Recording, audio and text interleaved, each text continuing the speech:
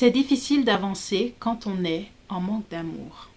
C'est même encore plus difficile d'admettre que malgré toute l'ambition, que toute la motivation que l'on a, le plus grand challenge que l'on a, c'est de ne pas se sentir aimé. Il y a toujours comme un manque, comme un vide, comme quelque chose qui n'est pas là. Le paradoxe, c'est que quand on a un désir de succès, des fois, cela vient de notre histoire et de notre manque d'amour non reçu par notre entourage. Et pourtant, ce manque d'amour nous empêche d'avancer. Alors, que faire?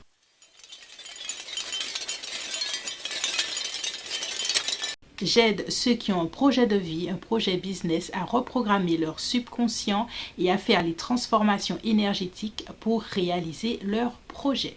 Cela a été difficile pour moi de réaliser et de m'admettre à moi-même que le manque d'amour m'empêchait d'avancer dans mes projets parce que je fonctionnais d'abord par l'ego. Je me disais que j'y arriverais malgré tout. Mais pourtant, à un moment, j'ai compris que l'ego ne suffisait pas et que j'avais besoin d'avoir une place intérieure et même extérieure où je me sente comprise, aimée, entendue. Et c'est là que j'ai compris que s'aimer est important. C'était la première étape de mon illumination, comprendre que s'aimer était important. Et puis la deuxième étape, ça a été de comprendre que s'aimer est vraiment la source qui te permet d'avancer et de réussir. Donc, plus que s'aimer sporadiquement, je m'aime par-ci, je m'aime par-là, je me dis des fois que je m'aime, j'en ai fait une discipline intérieure. C'est-à-dire, j'ai essayé de comprendre qu'est-ce qui faisait que l'on s'aimait. Qu'est-ce que ça veut dire s'aimer? Déjà, s'aimer, c'est une relation à soi-même, savoir ce que l'on est, ce que l'on n'est pas, ce qu'on aime, ce que l'on n'aime pas. Savoir définir ses valeurs, savoir définir ses limites, savoir se faire confiance pour garder ses limites et ses valeurs par rapport aux autres et être fidèle à soi-même. Quand j'ai fait cette introspection, ça m'a amené à comprendre qu'il y avait différents piliers de l'amour de soi que j'ai fait. J'ai fait une masterclass en ce sens que tu pourras trouver, c'est une masterclass gratuite, que tu pourras retrouver en barre d'infos. Ce sont les 7 piliers de l'amour de soi. Comme ça, au-delà de dire je m'aime, qu'est-ce qui fait que tu te dis que tu t'aimes? Quels sont les piliers, quelles sont les choses auxquelles tu peux te référer pour te dire que tu t'aimes? Alors bien sûr, ce sera qu'un modèle, qu'une première piste de réflexion pour toi, pour savoir si tu es sur la piste de l'amour de soi. Mais par cette vidéo, j'avais envie de te dire que l'amour de soi, c'est quelque chose qu'il faut absolument en faire ta priorité, en faire une discipline. Une discipline, c'est quelque chose que l'on fait tous les jours et que l'on s'apporte de l'amour, de la compassion, de la compréhension.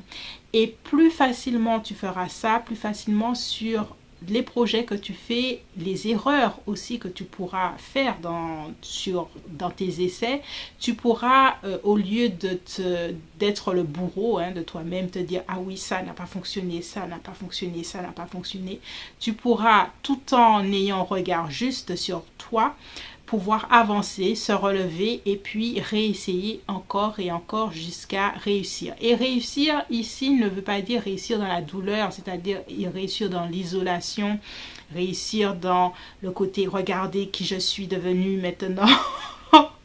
L'ego nous raconte beaucoup de choses. Mais réussir dans l'amour, dans la joie et puis dans un sentiment que de soi à soi, on a donné le meilleur. C'est quelque chose d'énergétique de beaucoup plus sain pour soi, pour les autres aussi. Alors, comment faire de l'amour de soi une discipline? Je vais te donner 4 pistes, mais j'irai beaucoup plus loin dans la masterclass que je te propose en barre d'infos. Quelques pistes. S'aimer veut dire, et ça reste personnel, ça demande une réflexion et ici je te donne des pistes qui pourront te permettre de réfléchir et de voir comment toi tu peux te montrer à toi-même comment tu t'aimes.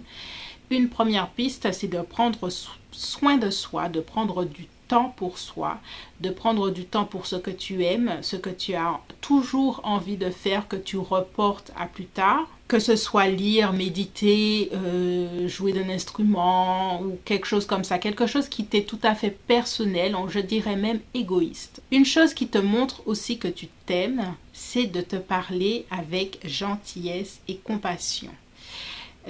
J'en parle dans la masterclass avec le chakra du cœur. Il y a le langage de la compassion, ça portait beaucoup d'amour et de compassion parce que les changements que l'on veut faire dans notre vie, même si on a un fort désir que ça se réalise, il y a plusieurs personnages en nous qui se mettent, qui se confrontent, on va dire, et il faut, au lieu de se critiquer, parce qu'on n'avance pas avec la critique au final, s'apporter beaucoup de compassion et ça avancera beaucoup plus vite. Donc se parler gentiment. Et encore une dernière piste pour l'amour de soi. Savoir fixer des limites, fixer ses limites par rapport à soi-même, par rapport aux autres. Par rapport à soi-même, c'est savoir se dire que il y a des moments où il faut savoir lâcher prise sur certaines choses, qu'il faut savoir remettre à demain, peut-être même abandonner des choses qui ne te servent plus. Et par rapport aux autres, savoir dire non aux choses qui ne sont plus positives pour nous. Et enfin, on termine par une dernière piste, c'est-à-dire célébrer ses réussites. J'ai eu tendance, moi beaucoup, quand j'avais des réussites, à faire « Ok, ça c'est fait, next, on passe à autre chose ». Alors que j'ai beaucoup fait d'efforts pour arriver à faire ce que j'ai fait, beaucoup de répétitions, beaucoup d'essais, beaucoup d'échecs. Et au lieu de célébrer mes réussites, me célébrer moi-même, j'avais eu tendance à justement à dire bon ben ça c'est fait, allez on passe à autre chose, j'ai besoin de réussir ça, sans prendre ce temps, ce temps de célébration.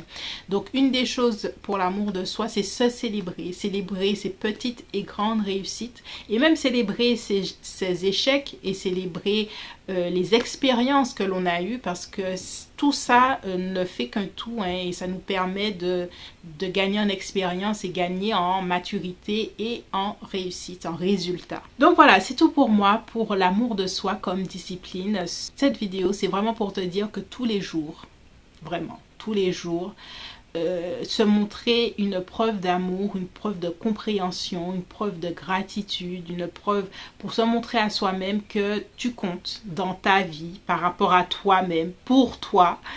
Et ça t'emmènera beaucoup plus loin que le langage négatif envers toi-même.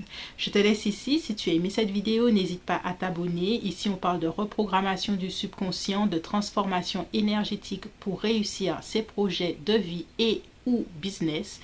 Et je te dis à bientôt. Bye bye.